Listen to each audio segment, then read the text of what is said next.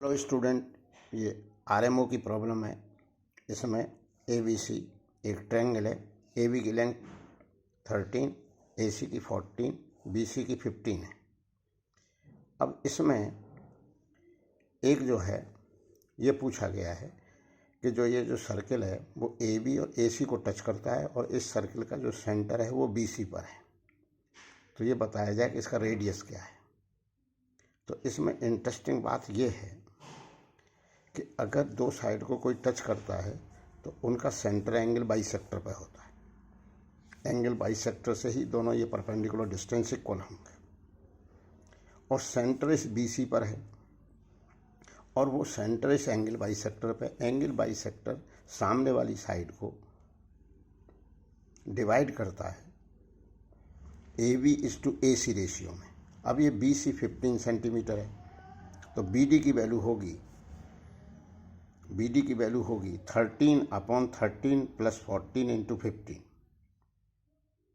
ये होगी BD की वैल्यू। और DC की वैल्यू होगी 14/27 × 15, क्योंकि BD is to DC is AB is to AC। AB 13 है और A। अब एक बात इसमें कंसेप्ट और है कि ये टेंजेंट की लेंथ बराबर होती हैं तो इनको x मान लिया जाए। ये x है, ये x है, तो ये लंबाई 13 - x, ये 14 - x। अब हमको BD पता लग गई तो ये एक राइट एंगल ट्रायंगल है, क्योंकि टेंजेंट परपेंडिकुलर, ये परपेंडिकुलर होगा क्योंकि ये टेंजेंट है। हमको DC मालूम है, हमको NC x के पदों में मालूम है 14 - x। तो यहाँ पर एक पाइथागोरस थ्योरम लगा दो, यहाँ लगा दो।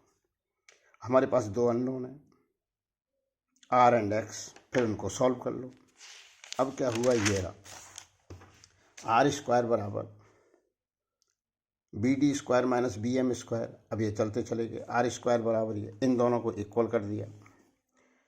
इक्वल जब करा गया तो अपने पास ये X की वैल्यू आ गई, ये X की वैल्यू आ गई,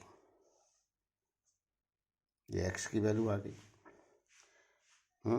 अब अपने को इस X की वैल्यू को किसी भी इक्वेशन में फर्स्ट या सेकंड में पुट कर दिया तो अपन ने X की वैल्यू को from equation first and third, तो X की वैल्यू को इक्वेशन फर्स्ट में पुट कर दिया। फर्स्ट में पुट करने से R² कैलकुलेट हो गया। R² कैलकुलेट होके R की वैल्यू फिर तो सिंप्लीफाई करना है, 56/9। तो ये आरएमओ की प्रॉब्लम है, बहुत अच्छी प्रॉब्लम है। इसमें बेसिक कंसेप्ट क्या था कि इसको ये समझना था कि ये टेंजेंट की लंबाई किसी बाहर के पॉइंट से डाला जाए तो ये बराबर होते हैं AM एंड AM। तो इनको x मान लिया गया, तो ये 13 - x हो गया, ये 14 - x हो गया। और सेंटर जो है वो एंगल बाइसेक्टर पे होता है और एंगल बाइसेक्टर सामने वाली साइड को इन लेंथ के रेशियो में डिवाइड करता है। ये 13 है, ये 14 है, इसलिए BD एंड DC पता लग गए। फिर ये एक राइट एंगल ट्रायंगल है, ये एक राइट एंगल ट्रायंगल है, तो पाइथागोरस थ्योरम लगा दी। दो अननोन है R एंड X, तो X को एलिमिनेट करके R की कैलकुलेशन कर ली।